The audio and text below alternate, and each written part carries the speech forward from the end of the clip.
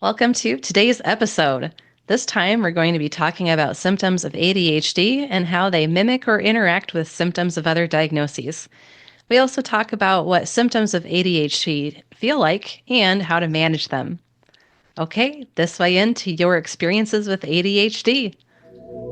Yay. Yeah, so I don't know where you want to start. We can start with PTSD. We can start with panic attacks because I read through your description and it's very common what you went through. hmm Whatever you Uh, think. What do you, does so just I one guess flow into the other one better, or is there something else you want to start with, maybe?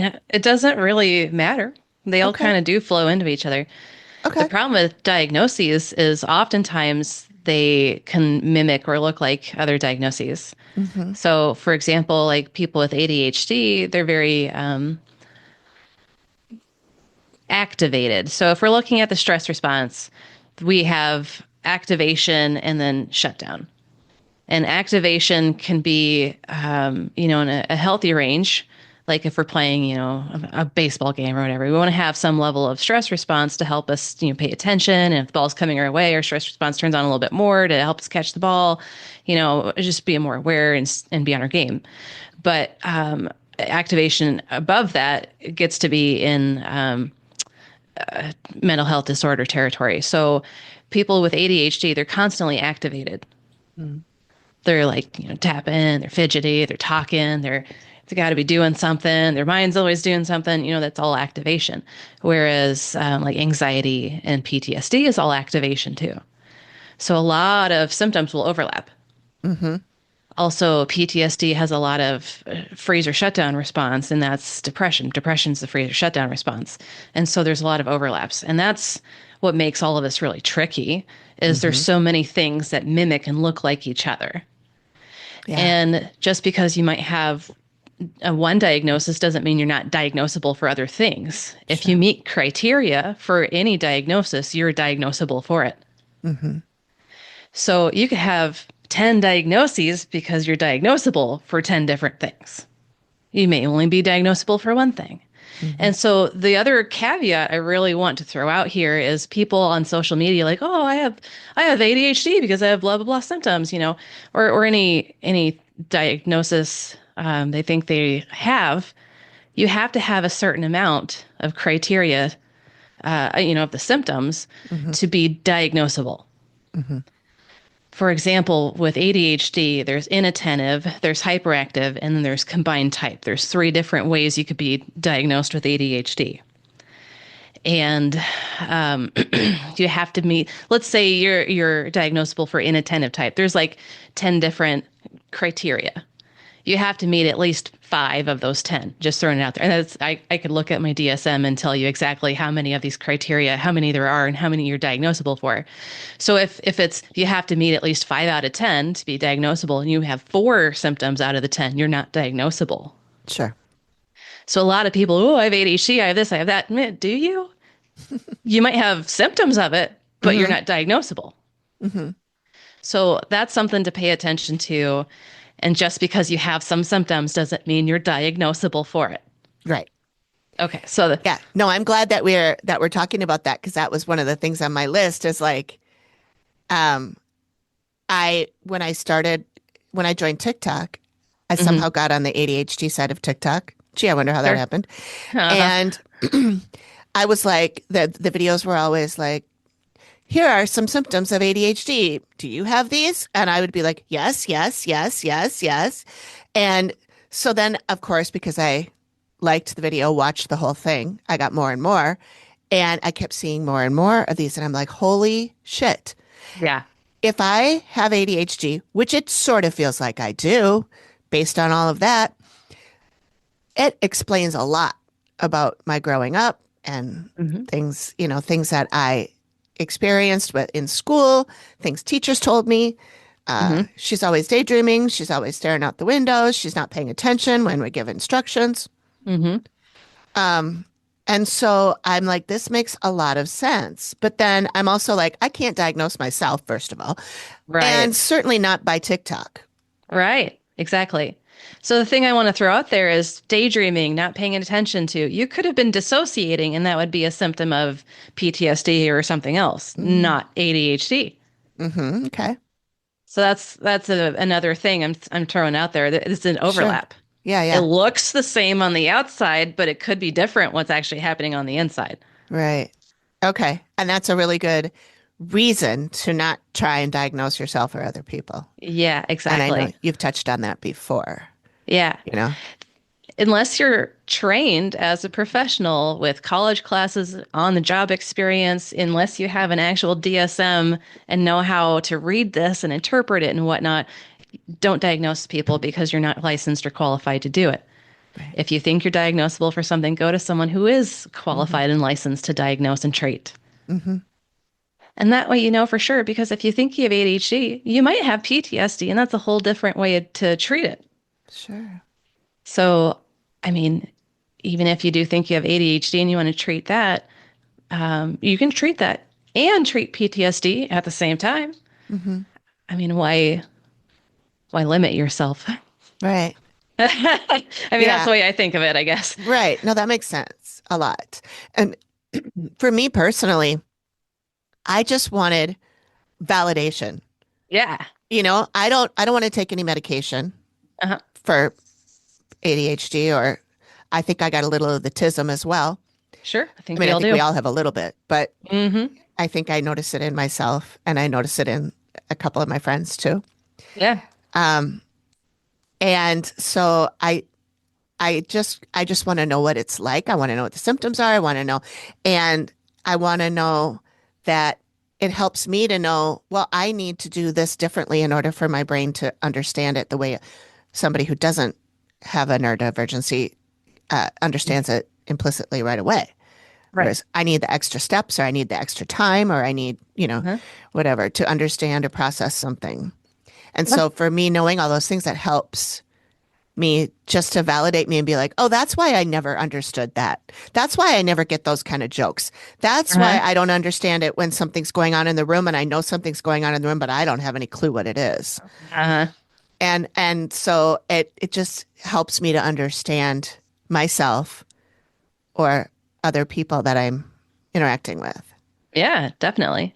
So I think it's valuable, but I know I Mm-hmm. understand you can't just be like, oh, you know, I have ADHD. I mean, I do say that I do because I'm pretty sure, but I have not been officially diagnosed Mm-hmm. because I can't afford it, or I guess I choose not to afford to spend $200 to send in an online thing.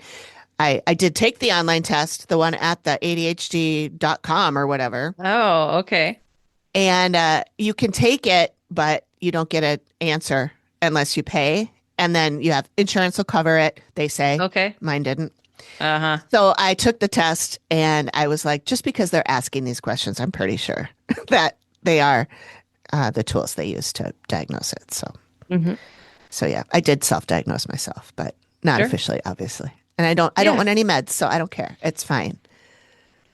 Yeah, I mean, just because you may have ADHD doesn't mean you need meds. Right. Just because anyone might have ADHD or any diagnosable disorder doesn't mean they need meds. Yeah. A lot of people are very like, oh, you're diagnosed, let's throw meds at you because that's the medical model and that's what they say you're supposed to do. Well, I'm not Hmm. medical model. Um, if you can manage without meds, do it. Hmm. I mean, why complicate your life more if you don't have to? Right. Well, and what I've seen in people with ADHD who do take meds, Hmm. they don't end up taking them because they forget to refill the prescription. They forget to Yeah. take them. They Yeah. go, no, I feel pretty good. I don't need it. Uh, And then you're like, hey, when's the last time you took your meds? Oh, I don't know. Let that expire a long time ago. yeah. So, Yeah. which is very classic ADHD. So, I mean, they got to figure out a different way to get people meds than to have them be responsible for it on their own. Because Uh, in my experience with people I know, it's just, it doesn't always work. right. Doesn't always work. And you don't always need a stimulant medication either. There's plenty of Hmm. non-stimulant ADHD meds out there that Yeah. are just as effective. Um, and they don't have the side effects that the stimulants do. Right. Yeah. I mean, I could get on a soapbox about meds all day long. Again, I'm not medical model. I'm not a doctor. I am of the impression that all our brains all have the innate capability of healing if we have the right tools. Mhm. And that really comes from the adaptive information processing model, which is the basis of EMDR's treatment method, essentially. So just because you're diagnosable for something doesn't necessarily oh my gosh, mean you need meds. Yeah. Say that 5 times fast. Yeah. Everybody listening, say that 5 times fast. We'll wait here. I know I can't do it. Let's start with ADHD. All right. So I'm going to go through the symptoms and remember there's inattentive, there's hyperactive, and there's combined. So let's see if I can find it here in my DSM. Do, do, do. If I have all of them, can you diagnose me right here, live on Okay. camera? Yeah, we could. So we're looking at a persistent pattern of inattention and or hyperactivity, impulsivity that interferes with functioning or development. So inattention that is characterized by six or more of the following symptoms for at least 6 months, and it negatively impacts you somehow. So often fails to give close attention to details or makes careless mistakes in schoolwork, at work, or during other activities, like overlooking or missing details, work is inaccurate. I So used to do that that's, all the time, but then I got scolded a lot oh, at school and at jobs. So I'm now I have hyper attention to detail, but yeah. I won't answer Yeah. everyone. I just wanted to say sometimes it's like, yes, I was like that my entire life. Now I've had to pivot. Yeah, right. Often has difficulty sustaining attention in tasks or play activities, like you have difficulty remaining focused during lectures, conversations, or lengthy reading. Next one, often does not seem to listen when spoken to directly.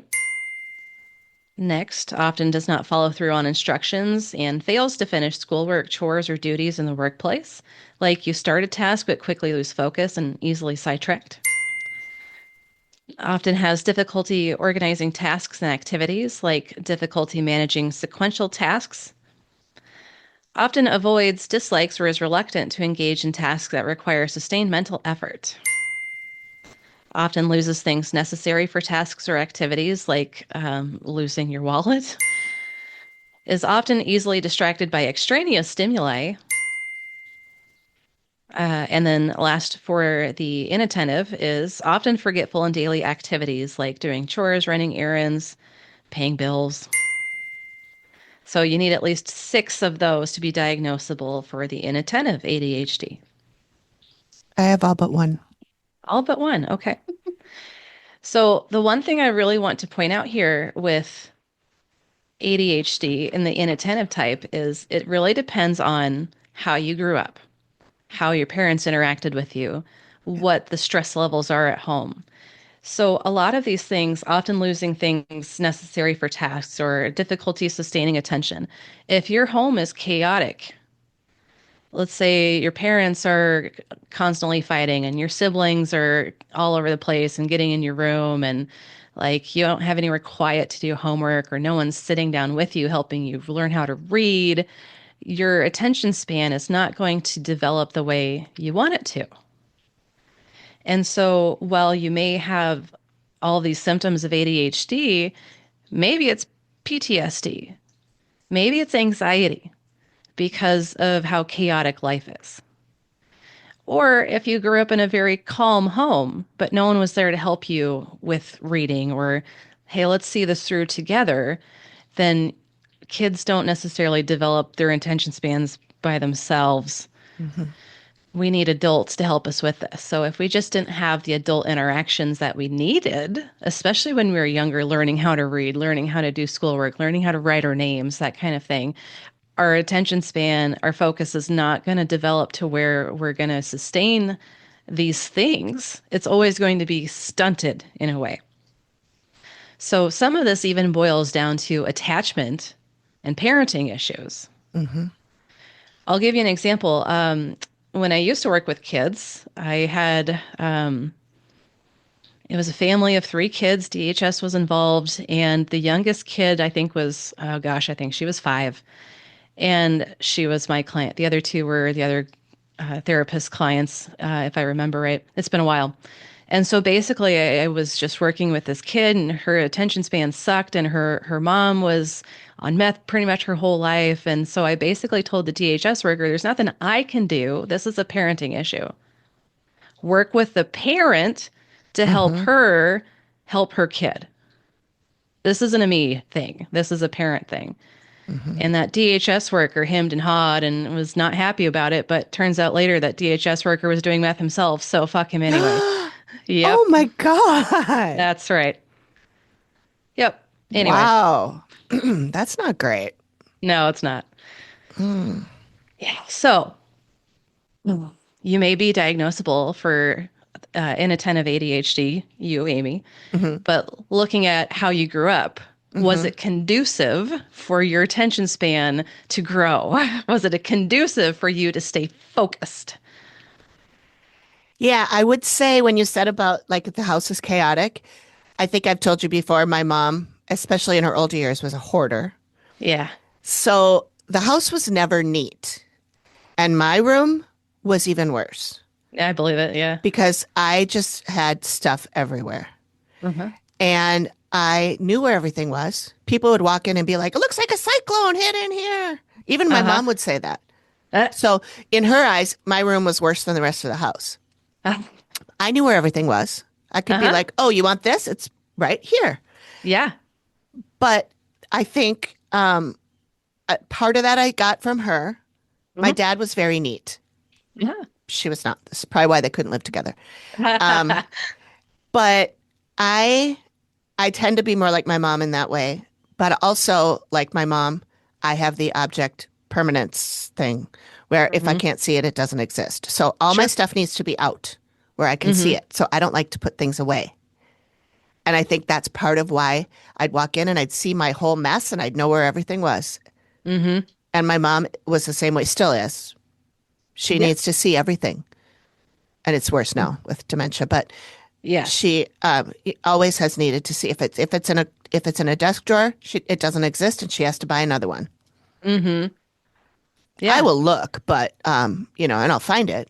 And usually I'm better now at remembering where I put things because I don't like the look of the mess, but Hmm. I do need to know where everything is. Exactly. Yep. So I think that definitely comes from family stuff as Hmm. opposed to ingrained in my brain from birth. Exactly. Yeah. Right. Yep.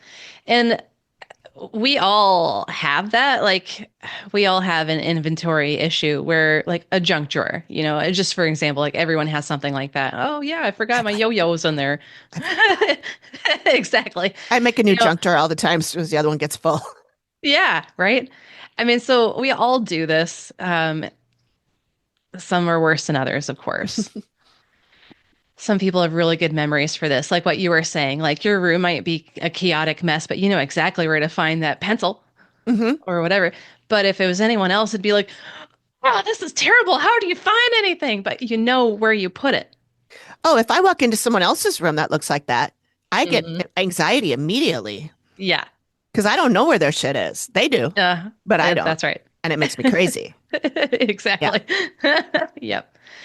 So I love how we're talking about this because this is where things start overlapping too. And I'm not going to try to get too complicated today, but like some person's ADHD might be your anxiety, like Hmm. what you just said. I love it. Yeah. So let's move on to the hyperactivity and impulsivity symptoms. So you need 6 or more of these to have the hyperactivity diagnosis of ADHD. And these symptoms are not solely a manifestation of oppositional behavior, defiance, hostility, or a failure to understand tasks or instructions. So that's the caveat the DSM puts out there. So, symptom number 1, often fidgets with or taps hands or feet or squirms in your seat. Often leave seats in situations where remaining seated is expected. Often runs about or climbs in situations where it's inappropriate, or for adults, it may be limited to feeling restless. Often unable to play or engage in leisure activities quietly. Is often on the go, acting as if driven by a motor, like unable to be comfortable sitting still. Um, may be experienced by others as being restless or difficult to keep up with. Next symptom, often talks excessively, often blurts out an answer before a question has been completed, like completing people's sentences, can't wait for their turn in a conversation. And that kind of bleeds over to the next symptom, often has difficulty waiting his or her turn, like waiting in a line, waiting for your turn in a game. And then lastly, often interrupts or intrudes on others, like butts into conversations, may start using other people's things without asking, may intrude into or take over what others are doing. With these symptoms, a lot of these can overlap with other symptoms. Usually, symptoms you don't necessarily want, like oppositional defiant disorder or conduct disorder. We see those in kids, but interrupts or intrudes on others, like may intrude into or take over what others are doing. You see that oftentimes with people with narcissistic personality disorder Hmm, or even borderline personality disorder. interesting. So there are overlaps. I'm not saying people with hyperactive ADHD are narcissists. It's not what Right. I'm saying. Right, There right. are Clear that up right now. overlaps. Yeah, exactly. There are overlaps. Yeah. Yesterday, Chris and I and my husband were making pickled eggs. He loves making pickled eggs, and we did Mm. 3 different batches with 3 different types of like brines and whatnot, and they look beautiful. I can't wait to eat them. But anyway, he was just doing stuff, and he was like whistling and humming along and do to do, and he's like, "Man, I'm making a lot of noise." I'm like, "Yeah, that's a symptom of ADHD, Chris." He's like, "Oh shit." Yeah. I have a friend who talks constantly, Uh-huh. constantly, narrates Yes. her whole life. Now Wow. I'm picking up my coffee mug. Oh, that was delicious. Okay, now I'm going to go over here and grab. I'm like, can you shut the fuck up for one moment? Uh-huh. Talks nonstop. Yes. And then was complaining to me about how she spent the weekend with her dad and he talked nonstop. And I'm like, girl, do you hear yourself? Well, she's Uh-huh. lived alone for a lot of her life. And so I think she just is making sounds to have sounds in the room. Yeah. And like, it's really painful to watch a TV show with her because she'll, oh, I can't believe he just said that. Did you hear what he just said? He just said that. I Yeah, can't. It's so hard to be in a room with I her. believe it. Yeah. Oh, That could just be straight up loneliness. yeah, that's what I thought it was. It could be. But Yeah, yeah, who knows? I'm guessing this friend I'm thinking of is probably diagnosable for several things. It has been diagnosed with several things, but sure. yeah, that's just one of the things that sticks out to me when I spend any length of time Mm-hmm. with her. Yeah, My brain can't handle it. I'm like, I'm gonna go take a nap, and then I I'm leave and with go lay you. down, and I can still hear her talking. There's nobody in the room, still Uh, talking, just talking and talking. yeah. Man. Unless I knew more of her story, I don't really know what else to say about what's happening there. But Yeah, man, I mean, it could be a lot of things, but I'll spare that for another day when we get into heavier diagnoses. sure. So the other thing about these hyperactive and impulsive symptoms is it's all activation again.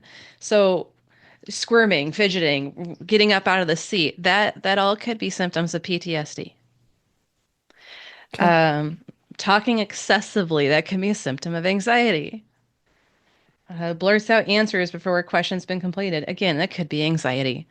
So a lot of, again, you're going to be tired of me saying this. So many symptoms overlap with other symptoms. Sure. Just because you meet criteria for ADHD, either inattentive, hyperactive, or combined type, it doesn't matter if you meet criteria for one or all 3. You could also meet criteria for other diagnoses. Hmm. And if you're diagnosable for ADHD, PTSD, depression, anxiety, whatever, a good clinician will look at all of these diagnoses and be like, which one's bothering you the most? And that's what we're going to focus on. ADHD is always at the bottom of my list. Mm, PTSD, depression, anxiety for a third. Those are my top two I focus on. hmm Because if we treat the heavier symptoms, the symptoms of ADHD often go with it. Uh-huh. It's a lot easier to manage symptoms of ADHD after symptoms of PTSD and depression and anxiety are under control or even mitigated altogether. Sure. Oftentimes, if I have a client where the last thing they're diagnosable for after I'm done working with them is ADHD, I'm like, I'm good to go. They can hmm handle ADHD. That's not a problem. As long hmm as they don't have PTSD anymore, I'm good. Yeah. Yeah. ADHD is a cakewalk Yeah. compared to Compared the to, heavier, yeah, yeah. yeah, the heavier Yeah. things, of course. Yeah. So to me, it is what it is. It's just okay.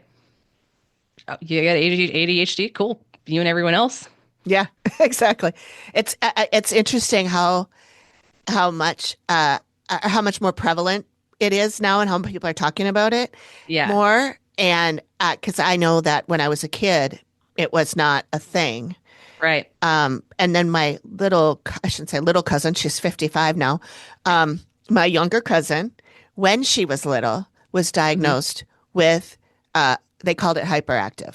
They just called her Hmm. hyperactive, which I assume was hyper, uh, attention deficit hyperactive disorder, but Yep. they just called it hyper. She was Hmm. hyperactive. And she was one of those kids up and running around and da, da, da, da, da, da, da, all the time. Hmm. Yeah. And she's not like that at all now. She is so chill. So Hmm. I tend to think that back then it was like she was getting too much sugar or something like that Yeah. Uh-huh. because she's super chill now. Yeah, I believe that. So I don't know if that she's grew out of it. Is it possible to grow out of that kind of thing? It's very possible to learn ways to manage symptoms so they're not necessarily symptoms anymore. Okay. Yeah. I think And they that just stuck comes her on drugs at the time, which um, not a great thing to do, but right. I mean, especially if you're a little kid. I mean, my youngest brother was 8 when he started on Ritalin, and mm, to me, it's my mom and stepdad didn't pay him nearly as much attention as he needed. But I mean, as an 8-year-old taking amphetamines, I mean, that's kind of crazy in my it's book. it is. But again, I'm not a doctor. Yeah. I'm not judging or blaming or anything if anyone puts their kids on meds. That's your call, not mine. But to me, it's like you put a child on a stimulant. What's that doing to their brain? Mm, We worry about alcohol and screen time and cigarettes and these days cannabis. It's like, why are we not worried about the stimulants, the hmm amphetamines that we're giving our kids? hmm But that's me. I'll get off my Yeah. soapbox. No, I agree. So this is just symptoms of ADHD, and I know they're very cut and dry in the DSM. So how they feel when you have these symptoms, if you can definitely tell when you're jittery, when you're having a hard time sitting down, when you're tapping, when you feel like you're crawling out of your skin. hmm I mean, a lot of the time as kids, it's like this is boring. I don't want to be doing this. There's nothing wrong with that. And as kids, we all need to learn how to focus and sit still and pay attention and not bother our classmates and blah blah blah. But that's something that adults really should help us with. This isn't something that kids are just innately born with hmm to know how to focus and sit still. That's not the case. And the way I see it is if a kid is really hyperactive, like your cousin was, learn how to channel that. Maybe they're going to be a great athlete. Maybe they're really good doing outdoor stuff. hmm Maybe they're not a desk jockey. Maybe they need to be doing something that's more physically rewarding. Like there's a lot of jobs out there that aren't just desk jobs. Like I do a desk job, and sometimes my body's like, fuck this. I need to get up and do something. Yeah. We're not made to be sitting around all day long. It's bad for you too. It is. It is. Absolutely. And so I also have to wonder how much of ADHD is our society saying conform? Right. That's what I was thinking. If we're not ingrained to pay attention and listen to instructions and not look over there, um, Yeah. how much of that is because of modern day work and school and Hmm. control? They want Yeah. us to be paying attention to them so we can be controlled. Because a feral kid isn't going to learn how to do that. Right. Yep. So, yeah, that's interesting. Exactly. Yeah. And if we look at animals, well, I'm just going to take cats, for example. I'm a cat lover. I have cats. But if we even look at like lions and cheetahs and that kind of stuff, the parents are teaching their kittens essentially how to focus, to hunt, how to stay Sure. still, how to crouch, how to keep your eyes on the prize. The kittens aren't learning that by themselves. Their parents are teaching them that. Hmm. So again, looping back around to how much are parents spending the quality time that's needed for their kids. And especially with screen times and all of this stuff today, like parents are busier than ever. And I don't envy any parent who's got young kids right now because the demands on you are insane. So I'm not necessarily blaming parents. It's just where do we prioritize? And it's helping our kids learn how to focus isn't a priority a lot of these days, Hmm. from what I can tell. Yeah. Especially if parents are busy and they're like, come on, hurry up and finish. We got to get you to bed and you got to take a bath before you get to bed and blah, blah, blah, so I Yeah. can go get to Yeah. my meeting on time. And, you know, And that's all anxiety. And that's just feeding anxiety in the kid. And when we're like, oh, we got to do this, blah, blah, blah, and the kid's picking up and they're like, yeah. that could be a big factor too in this. Yeah. So, hyperactive ADHD is your body wants to be moving. Your body wants to be moving. Your body wants to be moving. Whether it's your mouth moving, your body, you're fidgety. I mean, your body wants to be moving. It's activated. People who talk a lot, like blah, blah, blah, blah, they constantly have something to talk about. People who can hardly get a word in edgewise. Like that's really easy for other people to see, but if you have that symptom yourself, sometimes it's hard to notice how much you're actually talking. Hmm. And a lot of the time you're a chatty Cathy because you're feeling nervous.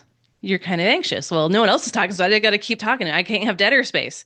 Hmm. A lot of the time it's I don't have anyone else to talk to and I've been bottling this all day and I just want to talk to someone about this and I don't care who it is and I'm going to tell you everything about it because I haven't had anyone else to talk to about it. Yeah. So the hyperactive just feels like a lot of just go, go, go, go, go, go, go, go, go, go, go, go, go. Do you know anyone like that as an adult? Yeah. The one I was talking about that talks to herself and narrates her whole Oh, life. Yeah. yeah. She's like Hmm. that. The only time she's calm is when she's drunk. And Oh, then she can't sure. get off the couch, or she's high and can't get off the Sure. couch. Otherwise, and I think that's why she does those things to calm Hmm. her, because I think her Yes. brain is going like this all the time. Hmm.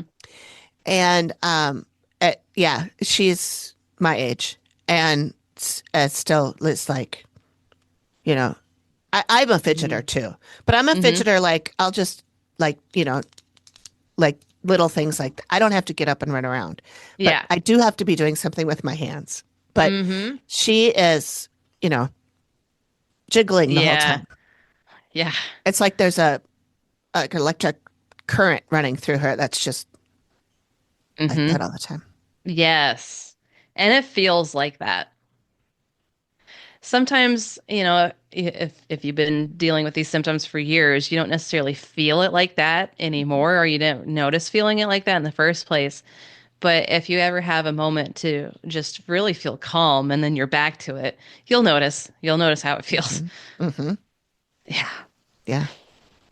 So hyperactivity is hard to deal with sometimes because the body does just want to constantly be moving. So ways to channel that is, get into some sort of physical activity that you like. It could be chores, it can be sports, getting outside, taking a dog for a walk. Anything productive to just get your body moving will help channel that energy and the symptom into something that's productive, something that you're not feeling so like, about.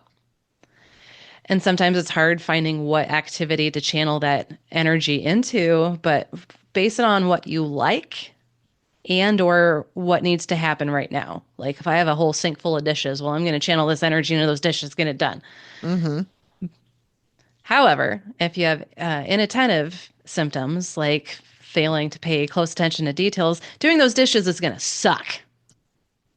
So doing something like just take the dog for a walk where you don't have to really pay attention to anything other than, the leash is in your hand and it's connected to the dog's collar. So inattentive symptoms feel more like just a real mental struggle. It's not necessarily a physical struggle, it's a mental struggle. So, like, if I'm trying to pay attention to my teacher and she's talking about something I really don't give a shit about, like, tell me more about supply and demand. I don't give a fuck. Then it's going to be really hard to pay attention because then I see something outside. Oh, look, that squirrel's got a little acorn. And Hmm. squirrel, of course, that's what I'm going to. That's the classic thing. But anyway, little Right. squirrel, how cute. He's going to this tree. Oh, that knot hole in that tree looks like a butthole. It's right in the middle of the branches that split. Oh, yeah, how cute. And then I completely didn't hear a half hour what the teacher said. Oh, Yeah. there's a quiz on what? Oh, I'm screwed. Yeah. So it's just a real mental struggle. um, Forgetful, failing to look at fine details, making careless mistakes. It is really just a lot of focusing on specific things. Hmm. And if you don't know what specific thing to focus on, and it's some anxiety there, like, well, I don't know. Yeah. A lot of what I've noticed, especially with kids that I've worked with ADHD, especially inattentive, is if they don't feel confident in themselves, then that inattentive is really that much harder. For example, if someone feels really confident on a math test, I can do addition and subtraction like nobody else. I got this. Then I can stay focused. I could be hyper focused on that. But if I'm doing a spelling test and I suck at spelling, then it's going to be really hard for me to focus. It's going to be really hard for me to just try to get the thing out. And then I'm going to be like looking over here, like, oh, just take a break, calm down. It's okay. And just get back. I just can't focus. And pretty soon, oh, well, your time for the quiz is over and you've barely gotten three done. Mhm. It's a real struggle. Yeah. Oftentimes, especially with the inattentive, is people will beat themselves up. Well, I'm just so fucking stupid because I just couldn't even get this out, and I spelled it wrong again, even though I've been practicing this for days. And there's a lot of shame and self criticism that comes with it. I was going to say that would be me in those two tests, one that I'm good at, one that I'm not. The one Yeah. that I'm not, it would be me going, you're just going to fuck it up anyway. Mm-hmm. You can try, but you don't know how to do this shit. Yeah. And that horrible self-talk that you would Mm-hmm. never say to somebody else. Yeah. But that's how I was when I was taking tests on things that I wasn't confident about. I was like, Yeah. well, you're not going to pass anyway. Mm-hmm. I mean, give it a shot, but good luck, dummy. Yeah. Oh, you know. jeez. So that's why I tended to only study things that I knew I liked or was good at. Yeah. I didn't even want to touch anything that I wasn't good at, Yep. like That's sports. right. Not even going Yes. to try. Exactly. And that's another hallmark of it's not necessarily a symptom spelled out in the DSM, but that's a hallmark. Like, if I don't think I'm going to do good at this, I'm not even going to bother. Yeah. I'm just going to avoid it like the plague. Hmm. And that sucks though, because that really limits what you're allowing yourself to do. Hmm. For example, I sucked at math in high school because no one taught me. But now that I'm a grown ass adult and know that I'm a very visual learner Hmm. and experiential learner, I didn't have either of those Hmm. in high school. I did really well with geometry because I was all visual. Yeah. But when it came to algebra and more, like, I don't know what the fuck this is. Yeah. But now that I've actually built staircases and stuff like that, I could use algebra these days. Sure. I just need a visual. Yeah. When you're working on your mental health, sometimes the smallest rituals make the biggest difference. That's why we love Three Spirit, award-winning non-alcoholic elixirs designed by plant scientists and bartenders to help you feel good in every sense. Each blend has its own mood. Social Elixir helps you to connect and feel uplifted. Livener brings energy and focus without the crash. And Nightcap soothes your mind and body into real rest. Instead of numbing out, these drinks help you tune in, whether you need connection, energy, or calm.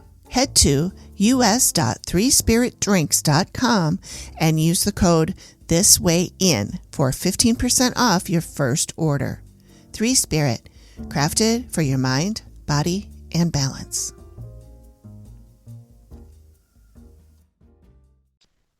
And that's another caveat I'm going to throw out here is how we learn is very unique and individualized to ourselves. If someone is a hands-on learner and they're trying to teach them through book reading, that's going to look like they have ADHD. Yeah.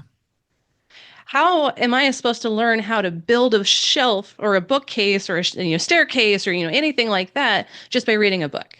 Yeah. So when you look at the symptoms of inattentive type ADHD that you're diagnosing yourself with, if if you know what type of learner you are, like visual, experiential, audio, so on and so forth, if you know what kind of learner you are, would that make a difference with any of these symptoms?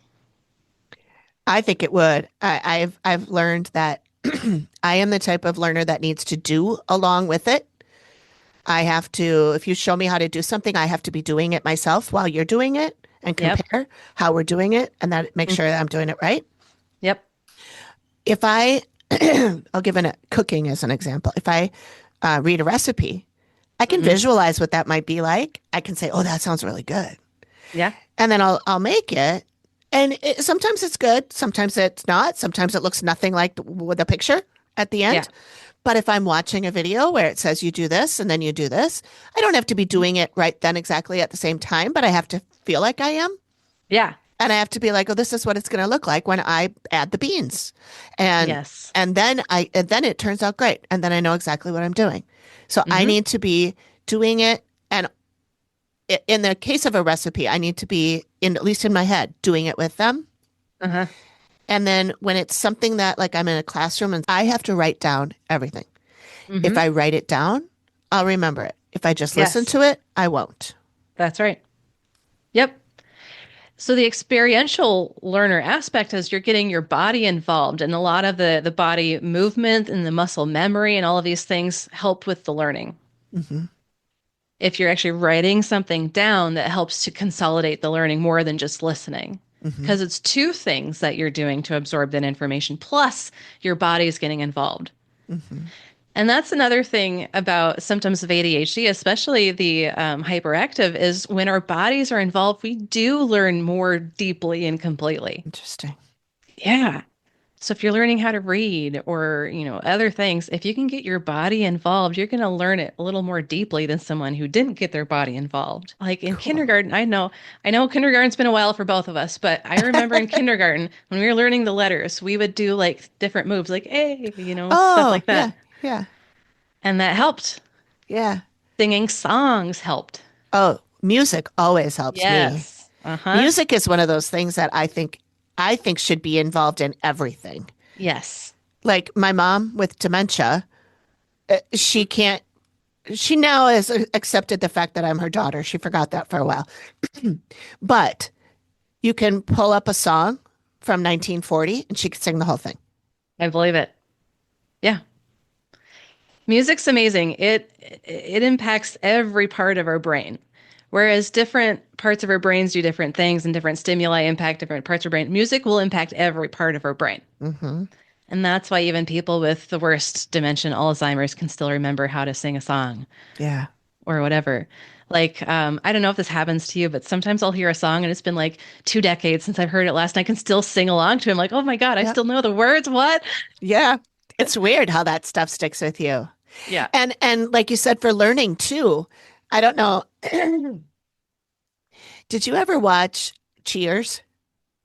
TV show Ah, Cheers? just bits and Oh, pieces. okay. Well, there's an episode where Coach, the old guy, Craig T. Nelson? yeah, what?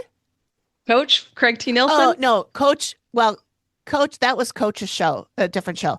But on Okay. Cheers, there was a bartender, an old guy Uh-huh. who was Coach. Okay. And he was trying to help somebody learn something.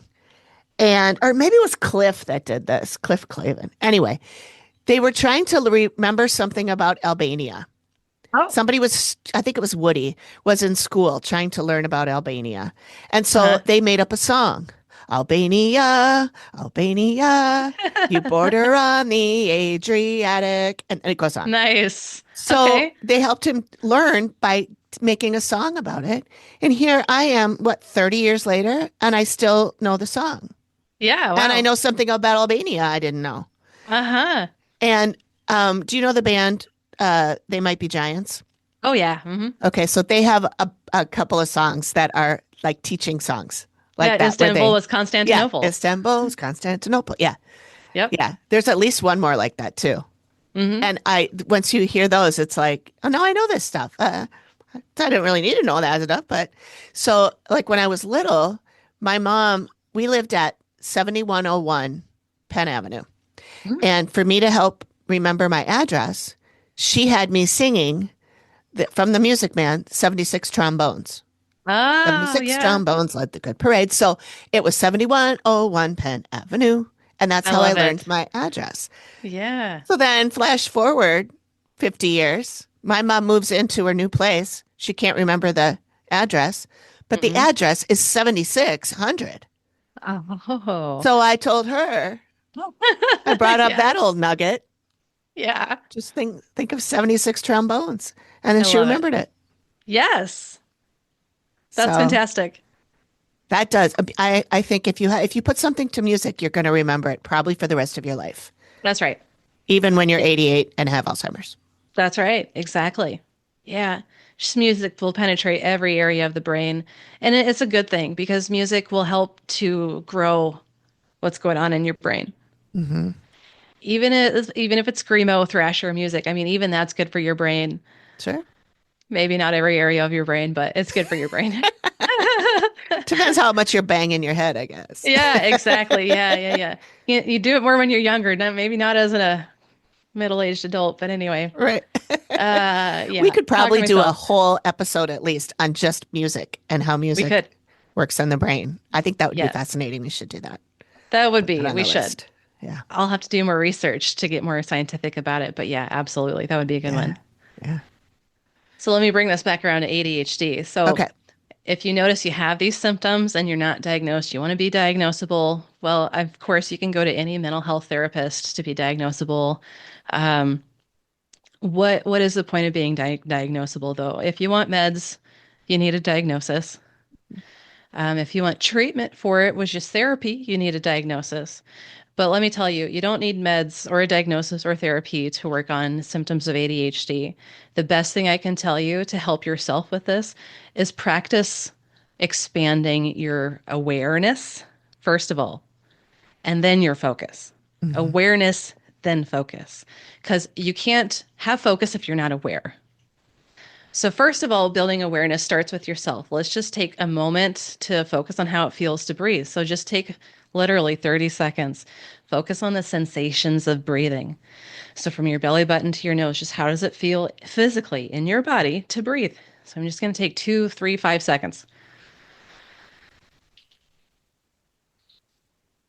If you struggle to focus on a breath in and breath out, then definitely practice some more.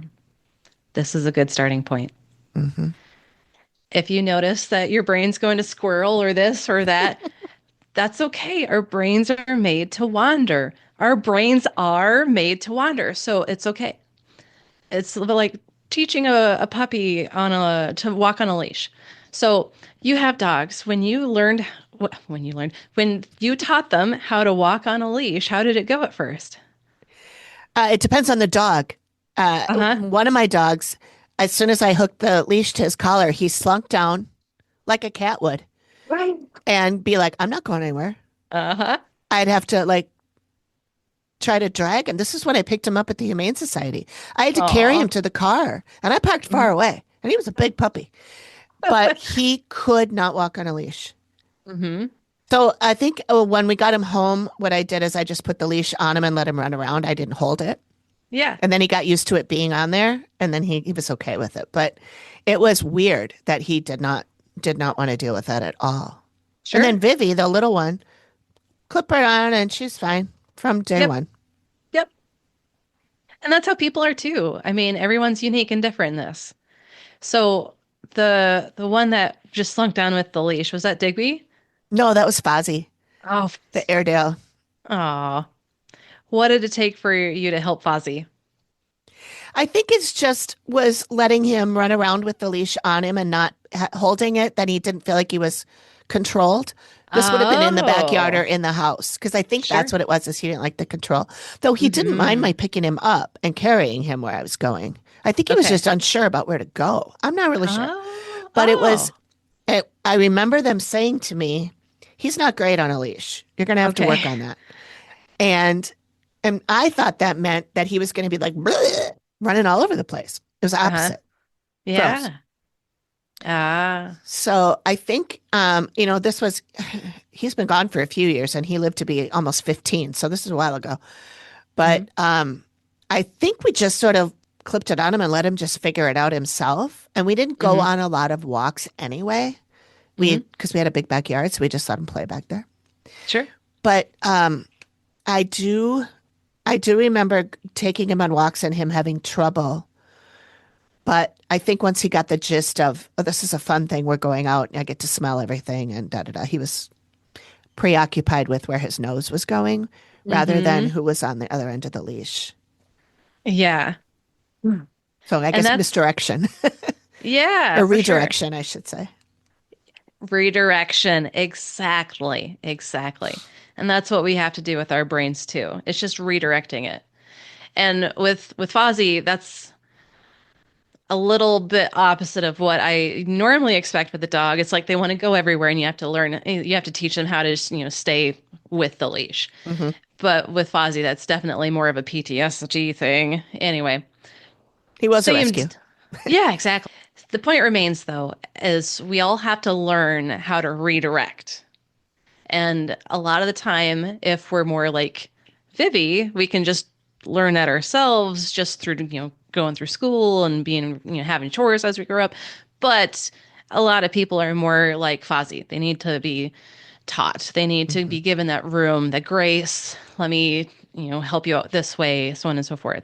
And so it's just the redirection, whether you're doing it or someone outside of you is helping you with that. If you're trying to focus on something, like focusing on breathing, and your thought goes here, okay, hello thought, goodbye, I'm going back to breathing. It's the awareness, first of all, that your thought has gone elsewhere. And then the awareness, okay, hello, this is my thought. I'm going back to the breath, back to how it feels. And so this is like leash training for your brain, like leash training would be for a puppy. Hmm. Goes there, bring it back. Goes there, bring it back. The awareness has to happen before you can do that. So being aware helps you focus. So if I'm focusing just on my sensations of breathing, my thought goes here, okay, hello thought, goodbye. I'm back to focusing on breathing. Hello thought, goodbye, back to breathing. The more you do that, the more you're going to sustain that focus on breathing and not even have to say hello to the thought. You'll just be able to stay on the breathing or whatever you're trying to focus on. It doesn't Hmm. matter. It's just your breathing is always going to be there, and that's always going to be a reliable thing you can focus on. Hmm. Hmm. So, really, building your awareness and then building your focus. That's really all it takes to help manage these symptoms of ADHD. Even the hyperactive. If I'm aware that I'm fidgety and want to get out of my seat, well, then I can take a breath. I can focus on my breathing instead of being super fidgety. Hmm. So it works for both. Yeah. I know that I know we've said this before that mindfulness, meditation, whatever you want to call it, Yeah. is so much more powerful than I ever gave it credit for. Oh, yeah. And I know that doing the meditations and like I've also, heard that when the thought comes, just say acknowledge it and then Hmm. come back. Yes. And that's really hard at the beginning because I'm like, well, that Yes, that came to my head for a reason. I have to remember it. I have to write it down or I have to, but to just say it'll come back it will. and we're just going to come back to the center now. Hmm. And it's hard, but once you get that figured out, you're able to do that. It's so helpful. So Yeah, helpful. absolutely. Yeah. This is the foundation of basically managing any symptoms of any mental health disorders, or even if it's not a disorder, even if you're just feeling a little anxious because the world's going to shit. I mean, being able to just focus on your breathing, getting your stress response to calm down in any situation is always helpful. Hmm. It's always helpful. For example, when we took my girl cat to the vet, I was really struggling because it was the first time we went to the vet since we had to put Solomon down. And I started crying. And I'm like, oh my God, I don't need to be crying because this isn't a crying thing. She's going to be okay. But like, Chris was there. He was struggling too. So I just felt the tears well up. I'm like, oh my God. So just focus on my breathing. Just focus on my breathing. Okay, it helped me not cry. Hmm. I was able to keep it together the whole time. I cried after we Good. got home Yeah. because the vet didn't need to be dealing with that. This wasn't her issue, and it wasn't a sad vet appointment. It was fine. Right. It's just Well, and the also the grief. kitty would feel it too. Oh yeah, yeah, And yeah, so you're doing it for her too. right. And Chris, because he was sitting Yeah. right there, he was struggling for his own reasons, Right. So just the grief wave started hitting, and I just didn't want to write it at that moment. Yep. I waited it out till I got home. Then I grabbed out my surfboard and rode that sucker in. Yeah. Yeah. Sometimes you have to do that. It's hard. It's hard Yeah. to not let that emotion take over in a moment. It is really Mhm. hard. Yeah, definitely. If it was a stronger grief wave, I don't know if I would be able to just focus on my breathing, Right. but that was a big help in that moment. Sure. Anyway, so we will cover more symptoms as we go along, but I wanted to start with ADHD because that's really the one that gets thrown around a lot on Sure does. social media more than anything else that I've noticed. So, from our going through the symptoms and us talking about this, I'm just curious what sort of stuff, thinking about social media things, have you heard that aren't accurate to what we've talked about today? Well, this is the first time I've heard just because you have these 10 things that somebody mentions in the video Yeah, doesn't mean you have ADHD. right. That the fact that these symptoms can be symptoms of something else, Hmm. and to not jump to the conclusion that this is what you have without thinking about the other things or learning about the other things or going to talk to somebody like you who knows that this is an issue or that this is a possibility. Yeah, Because I look at those videos where it says, you may have ADHD if, or put a finger down if you have da da da da da. And I'm like, I got them all. yep. I win. And some of those, as we're just talking through some of these, they aren't necessarily. They are Right. from the way I was raised. They are from living in a chaotic home. Hmm. So, Right. not that it couldn't also be ADHD, but Right. it's Right. not 100%. Yeah. And a lot of the time people think, oh, I'm born with ADHD. No, not necessarily, because we're all born with our brains not focusing. We're all born with lack of awareness. I mean, our automatic body stuff, like we cry when we're hungry, we poop, we pee, our heart's beating, but beyond that, we don't have awareness. So this is all something that we're born without. Mm-hmm. And depending on how we're raised and our environment and all of these things, it will contribute to symptoms of ADHD or others, or effectively help prevent them from Mm-hmm. happening. Sometimes, even with a perfect upbringing, even if there's implicit messages from our parents like you better get an A or else, if that's never even spoken, if it's just you know a facial expression, Mm-hmm. that alone can contribute to symptoms forming, even if they help you with focus and whatnot. There's been a lot of stories of clients that their parents did try to help them focus and did help them with homework, but it was very critical and impatient. Mm. Yeah. And people still ended up with symptoms of anxiety, ADHD, so on and so forth, even with their parents helping them stay focused. It wasn't a conducive environment. It was full of anxiety. Sure. So that's another reason I'm not medical model. So with the social work background, having a bachelor's and master's of social work looks at everything person and environment. No Mm-hmm. one exists in a vacuum. So all of these symptoms of mental health disorders aren't just you're born with it, it's innately in you, there's a chemical imbalance. It's look at all this shit going on around you that's contributing to this too. Mm-hmm. Yes, internally we take things certain ways, and no one else has really any control over that because that's us unique to ourselves how we're taking it. However, if our parents are super critical and we have a chaotic home environment, so on and so forth, I mean, all of that contributes to symptoms too. So it's a lot more complicated than people want to give it credit for too. All of these people on TikTok and whatnot aren't going, well, there's all these extra things going on. It's just bam, bam, bam. Look at this bullet list. You have Yeah. ADHD because you hit this bullet list. No, not necessarily. Yeah. You probably have PTSD. You probably have Yeah. anxiety. Yes, OCD. I mean, Combination. combination, exactly. Yep. So anyway, I feel like I kind of took us down a rabbit hole there, rabbit trail. I think it's good. I'm glad that you did because I know when we discussed this originally, we were going to talk about a whole bunch of different diagnoses and all that. But the fact that we spent 99% of our time on ADHD, I think is good because that is something that is prevalent in society, in social media, Yeah. in things that are thrown at us all the time. Hmm. And I think it's good that we covered this and that I think this will be helpful to people. And we can do autism next, or we can do panic attacks and anxiety, or, whatever. I think Yeah. we don't have to get everything done today. We're not going to. No, we're not going to. Exactly. So I think, we'll figure out which one we want to do next. But I think this is a great start and a strong start because I think this is what's top of mind for a lot of people. At least a lot of people I know. Now, granted, that's my own algorithm, whether you're talking, social media algorithm or my personal algorithm. I surround myself with people who are similar to me and who have Yeah. these same kind of issues and symptoms and diagnosis or not diagnosed. But so I think that for me anyway, it's top of mind. And I think it is for a lot of people. It is. Anybody Yeah. who finds this video or this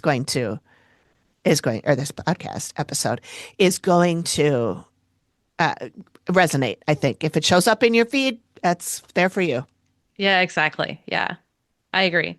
I do have to kind of loop back around and say, like, I'm not anti meds. Like, there's a lot of people who have taken non-stimulants and stimulants that have been helpful for them with symptoms of ADHD. I've even noticed that people with like borderline personality disorder tend to do better with a stimulant than any other type of med. That's anecdotal evidence on my part, of course, but I'm not saying don't do meds if you need meds. I mean, if you really struggle, sometimes the stimulant does help. There are side effects to stimulants, of course. So if you are going to do meds, of course, I suggest non-stimulants first, see how that goes. But I'm not anti-meds. If you can get away without using meds, that's going to be better for you in the long run. Yeah. Because you're learning how to rely on yourself rather than an outside source. Yeah. It's going to be cheaper for you, fewer side effects. You're going to feel better about yourself knowing that you can handle it rather than having to pop a pill. Sure. So again, I'm not saying don't take meds. Again, if you don't have to, don't. Yeah. That's really my caveat. I just want to make sure I'm very clear there. Sure. Okay. Okay. Yeah. Got it. We'll All talk right. more about that as we get into heavier diagnoses, of course. The med issue I think will be really interesting to cover too. Get so many Yes. ideas. Love it.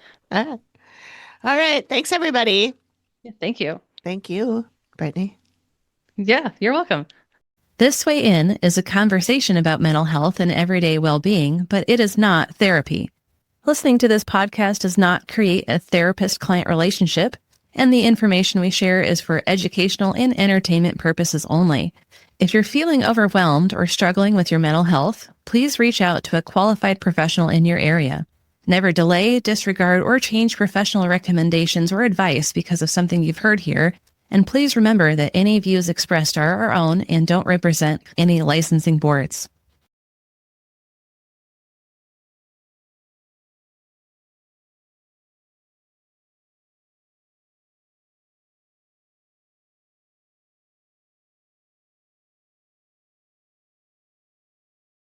This Way In is co-produced by Brittney Baxter Dameron and me, Amy Lotsberg, at Collected Sounds Media. I also edit and manage the show, which is part of the Collected Sounds Independent Podcast Network.